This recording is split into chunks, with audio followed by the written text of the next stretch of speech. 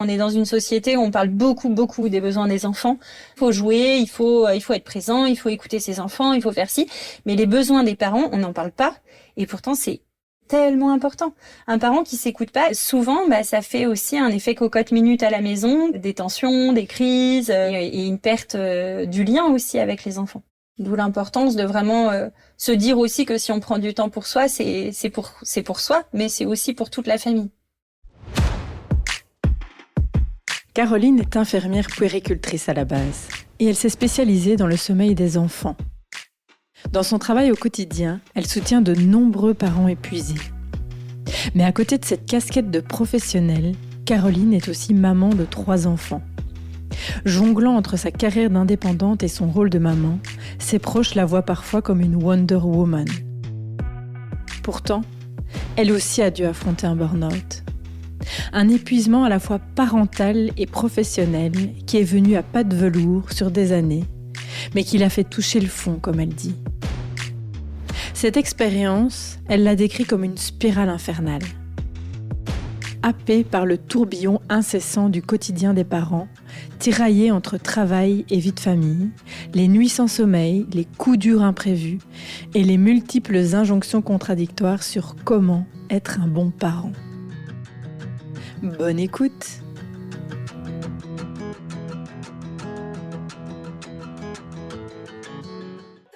Inspiration, quand les épreuves de la vie poussent à l'action. Un podcast d'En Marche, le magazine de l'AMC. Bonjour Caroline, merci d'avoir bien voulu nous partager votre histoire. Vous êtes maman de 3 enfants. Racontez-nous comment vous avez vécu le début de cette parentalité. Moi, j'avais très envie d'être maman. Pour moi, j'ai grandi dans une famille nombreuse, mon mari aussi.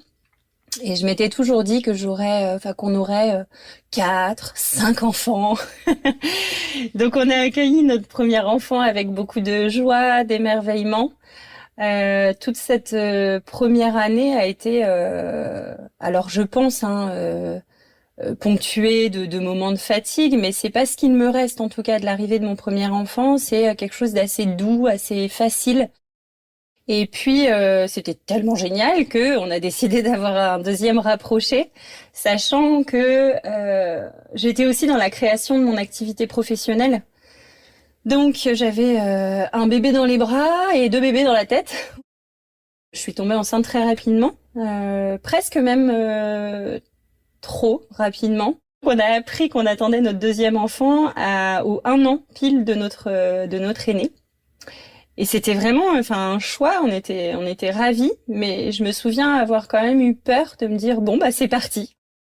La grossesse a été en fait extrêmement compliquée, ponctuée de grandes peurs pour notre futur enfant, parce que l'écho était pas bonne, parce qu'on a dû faire une amniosynthèse, parce que j'ai attrapé un pied-main-bouche, vu que j'avais un petit en crèche qui avait un peu plus d'1 an, donc voilà.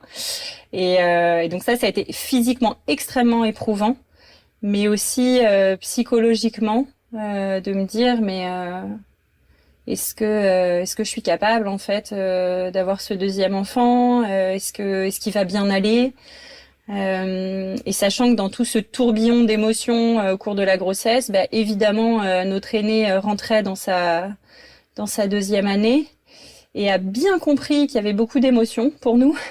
Et donc, il les vivait aussi. Et donc, c'était un petit garçon qui faisait énormément de crises, se rouler par terre, avoir beaucoup de tempêtes émotionnelles, comme on dit. Donc, ça a été, très... J'ai perdu tous mes repères, là, pour le coup. Autant j'étais une maman qui avait l'impression de gérer, qui peut-être avait un excès de confiance en me disant nous franchement on trouve ça trop facile, on comprend pas pourquoi les autres trouvent ça difficile. Et je pense que vraiment l'arrivée de notre deuxième m'a appris en tout cas l'humilité et m'a appris ce que ça pouvait être d'être vraiment plus que fatigué quoi, épuisé.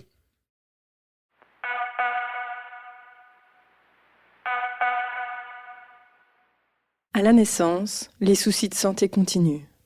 Bronchiolite à répétition, asthme du nourrisson, séjour à l'hôpital. Caroline et son mari enchaînent les nuits sans sommeil, passées à verticaliser leur bébé pour calmer sa toux.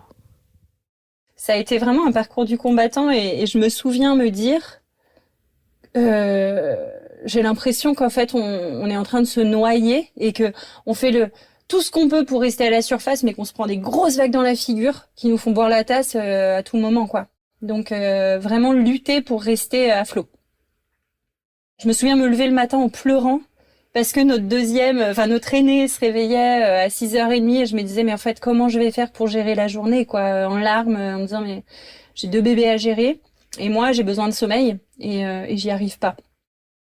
À ce moment-là, vous prenez conscience que vous êtes face à un épuisement? Non, je pense que déjà je suis trop dedans et je dirais pas que j'étais encore à ce moment-là au plus bas, j'ai connu pire après.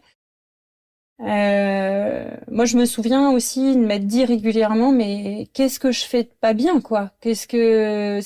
Comment font les autres clairement, parce qu'on est quand même 2 parents super investis, on a des ressources autour de nous.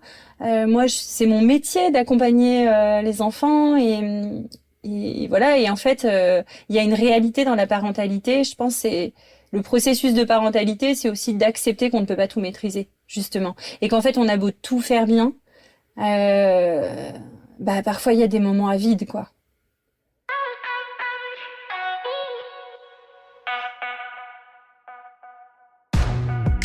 Quelques années plus tard, Caroline et son mari retrouvent un peu d'équilibre et ils se lancent dans une 3e grossesse qui se passe bien. Mais lorsqu'elle reprend le travail, ils se retrouvent à nouveau dans la tempête.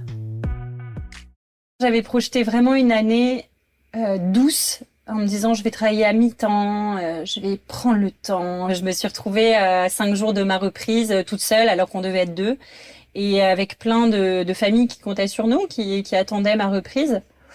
Donc en fait j'ai pris tous ces rendez-vous et là j'ai déjà senti en fait quelques mois après ma reprise, je reprenais en septembre, dès novembre-décembre en fait j'étais tout le temps malade, je sentais que c'était trop pour moi, j'allaitais encore, on avait un bébé de quelques mois et une pression professionnelle très importante. Et en fait en février mon mari a eu un accident de moto qui l'a cloué pendant 3 mois, il pouvait plus marcher.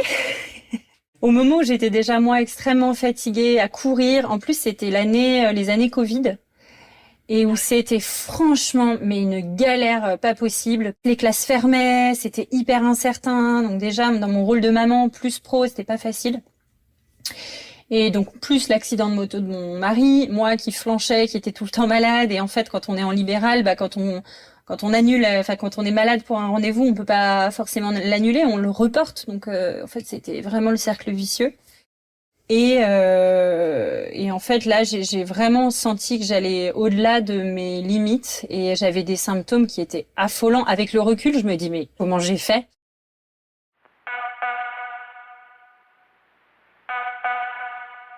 Je me souviens emmener mes enfants le matin, déjà les mettre dans la voiture le matin, dans le stress, d'être tout le temps vite, d'arriver à l'école, et puis en fait de me garer, de les emmener, de plus savoir où j'avais garé ma voiture.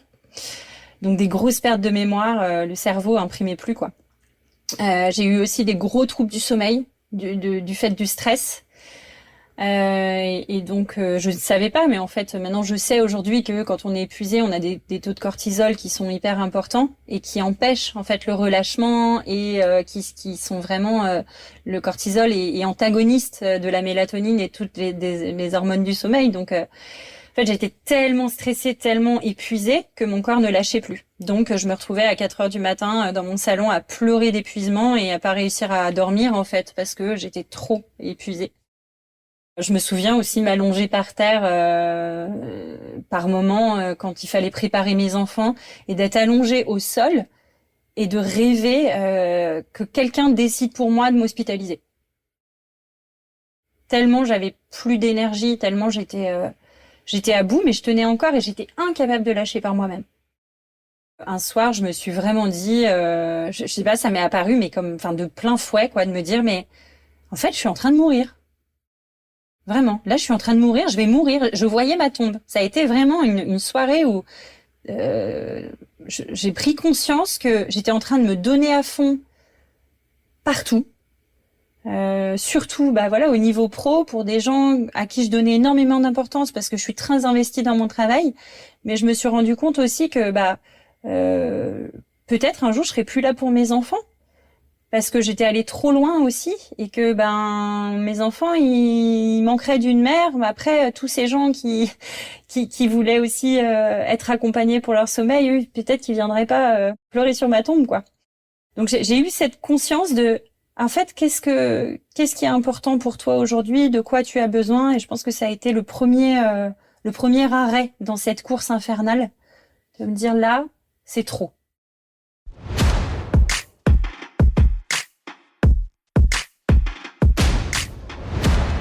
Et puis mon corps a très vite suivi, en tout cas, en l'espace de 3 semaines, j'ai fait Covid et grippe. Donc là, à plat, 42 fièvres. Et avec le recul, encore une fois, je me dis, mais heureusement, je pense que je suis tellement capable d'aller loin dans mes limites que mon corps, à un moment, m'a dit là, stop, ça suffit. Et ça a été le vrai point de départ où j'ai un peu plus lâché. Ça m'a permis de voir aussi que j'avais le droit de m'arrêter, en fait, et que il y avait peut-être des solutions à trouver pour plus en arriver là.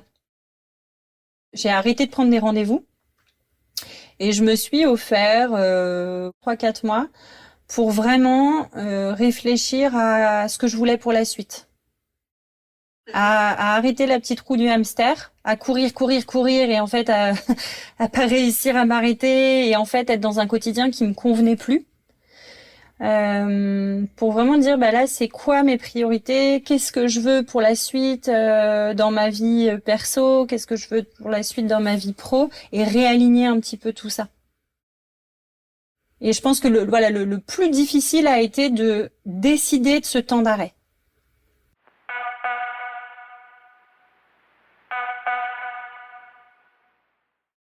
En fait, le gros problème de l'épuisement, et encore une fois, c'est autant du vécu que ce que j'observe, c'est que on sait pas vraiment qu'on est épuisé quand on est épuisé. On en prend conscience après. Et pourtant, on a plein de symptômes, mais on est tellement aussi dans le stress, dans le quotidien, qui fait que c'est extrêmement difficile de s'autoriser à lâcher parce que ça fait extrêmement peur. En fait, moins on a d'énergie, plus on s'accroche à ce qu'on peut contrôler. Et du coup, ce qu'on peut contrôler, c'est le quotidien, les machines à laver, le ménage, et voilà. Et en fait, c'est extrêmement difficile parfois de se dire, si je lâche ça, tout va s'effondrer. Mais en fait, si je lâche ça, c'est peut-être moi qui vais m'effondrer, en fait. Et il y a cette peur-là aussi de lâcher que je vois beaucoup. Il y a beaucoup je suis fatiguée, je suis épuisée, mais j'arrive pas à m'arrêter.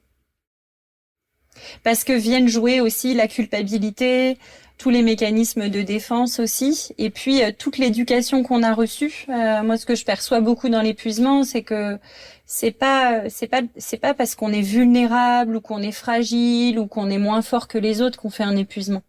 C'est pas ça. On fait un épuisement parce que justement, souvent, on a énormément de réserves, en fait, et qu'on peut aller très très loin, au-delà de nos limites. Souvent, parce qu'on n'a pas non plus appris à poser ses limites assez tôt et à s'écouter. C'est parfois dans l'éducation que ça se joue, c'est parfois dans des histoires personnelles ou familiales qui font que c'est important de donner aux autres, et nous on arrive au dernier plan, quoi. Finalement, on n'est pas à l'écoute de ses propres besoins. Ouais, c'est ça. Et c'est très culpabilisant de dire moi j'ai besoin de ça quand je prends un exemple très personnel. Pour moi c'est important que mes enfants n'aillent pas tous les jours à la cantine, par exemple. Et en même temps, je sais que j'en ai besoin parfois parce que je suis trop fatiguée et qu'en fait je suis une mauvaise maman à les voir trop. Et du coup, de décider qu'ils aillent à la cantine alors que potentiellement je pourrais les prendre, c'est vraiment un choix que je fais pour moi, pour prendre soin de moi, mais au début, en tout cas, non sans culpabilité, de dire les pauvres, ils vont être fatigués, et ci et ça, et donc en fait projeter mes peurs et mes angoisses sur mes enfants, alors que là, la personne qui a le plus besoin, c'est moi, en fait. Donc c'est vraiment trouver l'équilibre, je trouve, dans l'écoute des besoins de ses enfants et On est dans une société où on parle beaucoup des besoins des enfants. Il faut jouer, il faut être présent, il faut écouter ses enfants, il faut faire ci. Mais les besoins des parents, on n'en parle pas. Et pourtant, c'est tellement important. Un parent qui s'écoute pas, souvent, ça fait aussi un effet cocotte-minute à la maison, des tensions, des crises et une perte du lien aussi avec les enfants. D'où l'importance de vraiment se dire aussi que si on prend du temps pour soi, c'est pour soi, mais c'est aussi pour toute la famille. Finalement, c'est bon pour l'enfant que le parent soit heureux. Ouais, en tout cas, c'est ce qu'on souhaite à tous les parents, d'être heureux, mais c'est pas facile tous les jours d'être heureux. Et je pense qu'il y a aussi toute une part d'acceptation que la parentalité, c'est pas tout le temps tout beau, tout rose. Qu'il y a des moments où on a beau être un super parent, et ça, moi, j'essaye de me le répéter très régulièrement, de me dire, t'es une bonne maman, mais voilà, il y a des moments où tu vas plus crier, il y a des moments où tu vas moins avoir envie de jouer avec tes enfants. On dit souvent, quand on fait un burn-out parental, on ne se reconnaît plus. Ouais, c'est vrai que je me suis vue dans des états où je me souviens d'une nuit, c'est pas arrivé souvent, mais je me souviens d'une nuit où je me suis levée parce qu'un de nos enfants se réveillait pour je sais pas quoi. Et en fait, j'étais tellement épuisée que je crois que j'ai pété les plombs cette nuit-là, quoi. En disant, mais ça suffit, maintenant tu dors! Alors qu'en plus, c'est vraiment pas du tout dans mon approche et mais je crois que c'est mon corps, là, qui disait stop, en fait. Et ça me coûte de partager ça, parce qu'en plus, c'est mon métier d'accompagner les parents autour du sommeil. Mais je pense que c'est important aussi de l'entendre pour les parents qui arrivent souvent dans mon cabinet en culpabilisant. Et en disant, je me reconnais plus, je crie dessus, j'arrive plus en fait, j'arrive pas à être joyeuse, j'ai pas envie de passer du temps avec mon enfant. Tous les matins, je me lève en disant encore une journée. Et en fait, là, c'est pas de la volonté. Enfin, je pense que c'est important aussi de ramener ça. C'est que c'est pas moi qui ai choisi d'être comme ça cette nuit-là. C'est vraiment le corps qui dit là, c'est trop. En fait, c'est trop, j'en peux plus. Et en fait, on n'est pas des surhumains, quoi. À un moment, pour donner aux autres, il faut quand même avoir un peu d'énergie, hein. Sinon, ça devient de la torture, ça devient hyper violent. On a tous un vase intérieur qui peut être très vide, avec plein d'espace quand on est en vacances, quand on est en forme, on a du temps pour soi, on a de la ressource. Et puis parfois, la vie fait que le vase se remplit parce que on rencontre de la fatigue, on rencontre du stress, il y a des problèmes qui s'accumulent.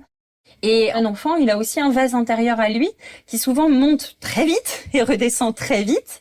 Mais pour vider son vase, il déverse chez ses parents. Il déverse sa colère, il déverse ses émotions. Et donc c'est là où on voit que quand le vase des parents est ultra rempli, il est dans le rouge et souvent même à ras-bord, et que l'enfant il vient là par là-dessus déposer ses émotions et qu'il voit que ça déborde, souvent il y a une accumulation dans les vases de tout le monde, quoi.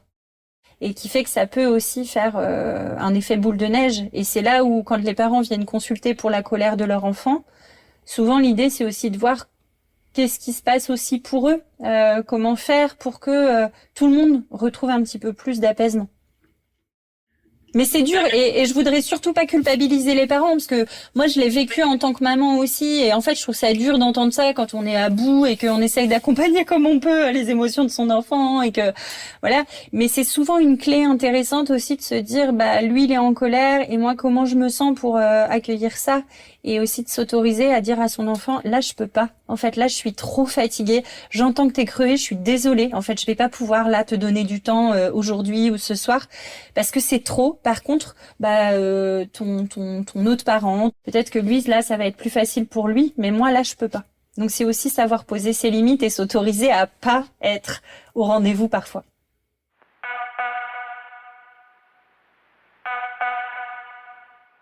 Dans votre histoire personnelle, comment vous avez réussi petit à petit à remonter la pente ? Je pense que ça a été plein de petites choses, mais déjà, la prise de conscience, pour moi, c'est vraiment le point de départ. Quand on réalise, on peut prendre un peu de hauteur et peut-être réfléchir les choses différemment. L'organisation, moi, je me suis souvent regardée en me disant, comme ça, d'emblée, naturellement, j'emmène mes enfants se promener ou là ils ont besoin, je réponds à leurs besoins, je vais jouer, etc. Et souvent dans cette période d'épuisement, je me suis regardée en me disant est-ce que c'est urgent? Est-ce que ça me coûte? De quoi j'ai besoin moi? Et ça c'était tout nouveau pour moi, hein. Parce que je savais pas faire ça avant. C'était, il faut donner, tes enfants ont besoin. Et petit à petit, en remettant un petit peu le curseur au milieu, donc c'est-à-dire parfois sur moi, parfois plus sur mes enfants, mais que ce curseur il soit pas centré que sur les autres. Ça, je pense que ça a été vraiment moi mon point de départ en tout cas pour m'aider à sortir de tout ça. Après, c'est aussi un cercle vertueux. On parlait du cercle vicieux avec le cortisol, l'insomnie. C'est qu'à partir du moment aussi où j'ai retrouvé un petit peu d'énergie, j'ai mieux dormi, j'étais moins stressée. Donc après, ça se réenclenche dans l'autre sens. Après un épuisement, il y a vraiment une rééducation du corps qui prend du temps. Au lâcher prise, en fait, au vide, à s'arrêter, à plus être le petit hamster qui court sur sa roue, mais à dire, là, je m'arrête, qu'est-ce que ça fait? Et qui se fait étape par étape, et c'est pour ça que, là, ça va faire 3 ans que j'ai vraiment vécu cet épuisement intense. Je sais que il sera toujours là, cet épuisement, et que aujourd'hui, je suis beaucoup plus vigilante à mes signes d'alerte. Je sais que il y a des moments où je perds les pédales et je me dis ça va trop vite et mon cerveau n'imprime plus et je reconnais des signes et du coup je mets en place des choses quand je peux pour pouvoir un peu ralentir. Vous avez l'impression qu'il y a une certaine vulnérabilité du coup qui va rester finalement pour toujours d'avoir fait cet épuisement? Moi, je parlerais pas de vulnérabilité, au contraire, je me sens tellement plus forte qu'avant, en fait, tellement dans la connaissance de moi, de mes besoins, dans mon affirmation en tant que mère, en tant que personne, en tant que femme. Je suis fière en fait, de vraiment d'avoir appris tout ça, d'avoir réussi à trouver mes ressources je pense aujourd'hui beaucoup plus dans un équilibre au quotidien parce que je ne suis plus que maman, justement. Ce que j'ai été pendant pas mal de temps, jusqu'à ce que je réalise qu'en fait j'avais le droit à prendre du temps pour moi, etc. Mais ce que je sais aussi, ce que je constate, c'est que il y a des périodes quand on est parent où on n'a pas le choix en fait. Quand on a des enfants en bas âge, quand on est dans le jus, quand je vois plein de familles dans mon cabinet qui arrivent en disant voilà, on vit ça en ce moment, et évidemment que ces gens-là n'ont pas besoin d'entendre prenez du temps pour vous, vous avez qu'à mettre le curseur un peu plus sur vous. Non, en fait, ces gens-là, ils ont aussi besoin de la reconnaissance de ce qu'ils sont en train de vivre, de les valoriser aussi en disant bravo, parce que franchement ce que vous vivez c'est difficile et en fait bravo de réussir quand même à être là pour vos enfants, à les accompagner comme vous pouvez. Et moi c'est des phrases qui m'ont beaucoup, je les ai pas beaucoup entendues quand j'étais épuisée, mais qui m'ont fait pleurer quand on me les a dites quoi. Quand j'étais vraiment au plus dur d'entendre « mais t'es une bonne maman, c'est bien ce que tu fais, bravo ». Juste ça fait du bien, je trouve, quand on est épuisé, quand on a des moments difficiles, parce que il y a des moments où on n'a pas le choix, en fait, on traverse des déserts, mais c'est pour après découvrir des oasis et des moments plus doux. Forte de son expérience personnelle, Caroline se sent aujourd'hui meilleure dans son travail d'accompagnement des familles. Plus empathique et à même de comprendre leur vécu difficile. Elle les aide à chercher l'équilibre sur ce fil tendu entre travail et famille qui épuise de nombreux parents. Si le sujet vous intéresse, n'hésitez pas à consulter notre dossier Travail et famille, les parents sous pression sur enmarche.be. Rendez-vous le mois prochain pour une nouvelle inspiration.